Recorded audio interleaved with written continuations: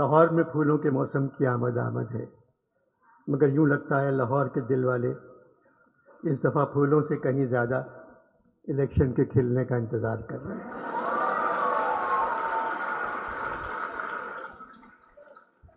Election ہوں گے یا نہیں، یہ بات نہ الیکشن کمیشن جانتا ہے، نہ سرکار،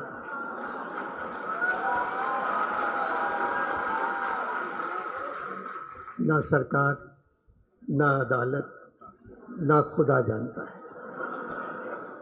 صرف فوج جانتی ہے، مگر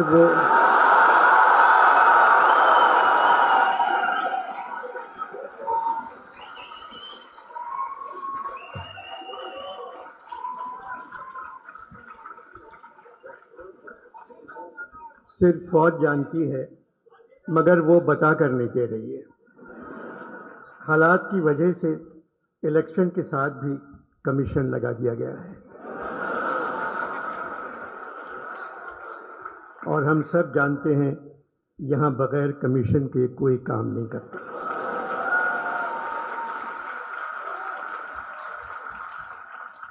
Pakistan literature festival, Karachi art council کے صدر محمد احمد شاہ رنگیلے نہیں ہیں، بہت اچھے انسان ہیں، مزدوروں سے زیادہ کام کرتے ہیں، ہر صوبے کے ادب کو زندہ رکھنا چاہتے ہیں، جو کام کرنا چاہتے ہیں کر گزرتے ہیں۔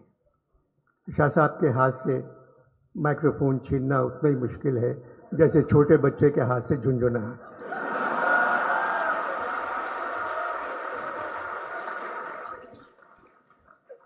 پندرہ برسوں سے کراچی میں ادبی کانفرنس کروا رہے ہیں۔ اس سال 3 دنوں میں تقریباً 60,000 لوگ اس کانفرنس میں آئے۔ لاہور میں بھی یہی حال رہا۔ ان 3 دنوں میں میں نے پنجاب کے نوجوانوں کو دیکھا، آنکھوں میں چمک، پیشانی پر روشنی، چہرے درخشاں، ہاتھوں میں سیل فون، مگر پیشانی پر روشنی سیل فون کی نہیں تھی۔ ان کو دیکھ کر مجھے ایسا لگا پاکستان کا مستقبل روشن ہے۔ اس کانفرنس میں ادب پر بات ہو رہی ہے، ہال نمبر 1 بھرا ہوا ہے، لوگ کھڑے ہوئے ہیں، جگہ نہیں تھی۔ کلچر پر بات ہو رہی ہے، ہال بھرا ہوا ہے۔ مصوری، موسیقی اور تعمیر پر بات ہو رہی ہے، ہال بھرا ہوا ہے۔ حالات حاضرہ پر بات ہو رہی ہے، ہال خالی ہے۔ 15-20 لوگ بیٹھے ہوئے تھے جن کے رشتہ دار موجودہ حکومت میں ہیں۔ 4-5 لوگ ایسے تھے جن کا تعلق فوج سے ہے۔ جمہوریت میں جو بھی حکومت ہو، ہمیں اس کی عزت کرنا چاہیے، ہمیں ان کی حفاظت کرنا چاہیے، کیونکہ وہ ہماری حفاظت نہیں کرتے۔ مگر حکومت جمہوری ہے، ہماری فوج بہت طاقتور ہے، اس لیے ہر جمہوریت میں وزیر اعظم سے لے کر سارے وزیر بچہ جمہورہ بن جاتے ہیں۔ ڈگڈگی ہلا کر کوئی ان سے کہتا ہے اوے بچہ جمہورہ کھڑے ہو جا، وہ کھڑے ہو جاتے ہیں۔ اوے بچہ جمہورہ اب چل، سب چلے جاتے ہیں۔ بچہ جمہورہ کا تماشا ہم سڑکوں پر 75 سال سے دیکھ رہے ہیں۔ ایک آدمی کے ہاتھ میں ڈگڈگی، ایک بندر پر چادر پڑی ہوئی، ڈگڈگی بیانے والا اس سے جو کہتا ہے بندر وہی کرتا ہے۔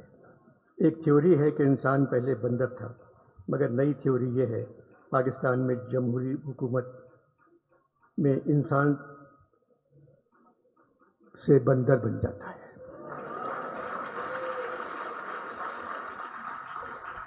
قصور سویلین کا ہے، وہ کچھ اچھا کام کر کے ہی نہیں دیتے۔ ہر حکومت میں جتنا اپنا خیال رکھا، اس کا آدھا خیال بھی عوام کا رکھتی تو ملک میں ماشاءاللہ کبھی نہیں آتی۔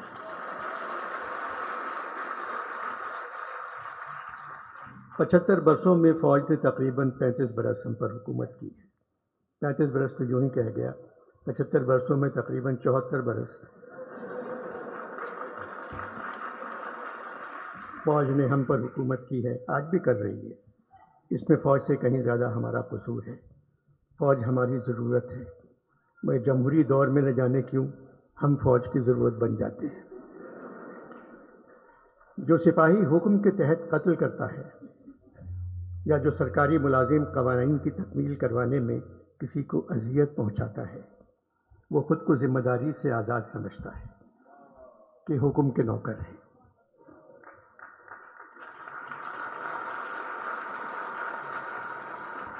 وہ کہتا ہے قانون ہم نے تو نہیں بنایا، وہ یہ بھول جاتا ہے کہ ہر عمل ایک عمل کرنے والے کی طرف لوٹتا ہے اور ان کا عمل بھی انہی کی طرف لوٹے گا۔ 75 برسوں سے جو یہاں غریب ہیں وہ آج بھی غریب ہیں۔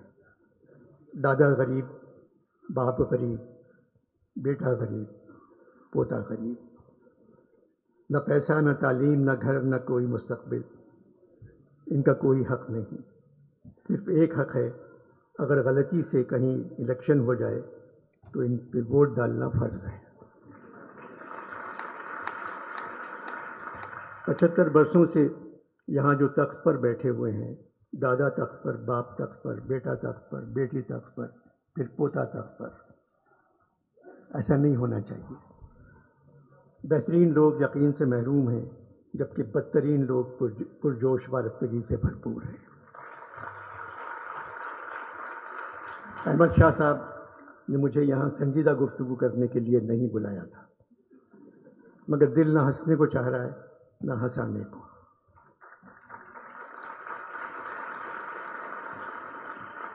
ہندوستان میں پٹھان نے تمام ریکارڈ توڑ دیے ہیں۔ تاریخی کامیابی، پاکستان میں پٹھان پر ایف آئی آر کا توڑ دیا۔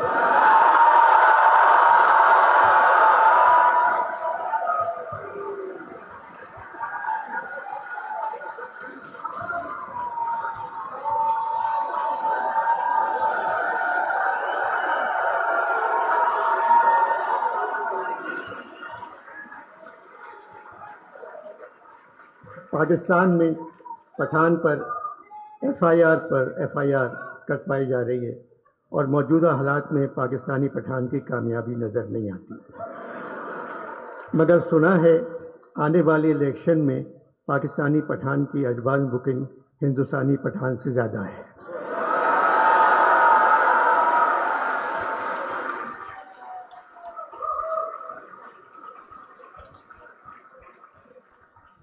میرا وطن پاکستان نمک پیدا کرنے والے ملکوں میں دنیا پہ دوسرے نمبر پہ آتا ہے، لیکن نمک حرام پیدا کرنے والوں میں نمبر 1 ہے۔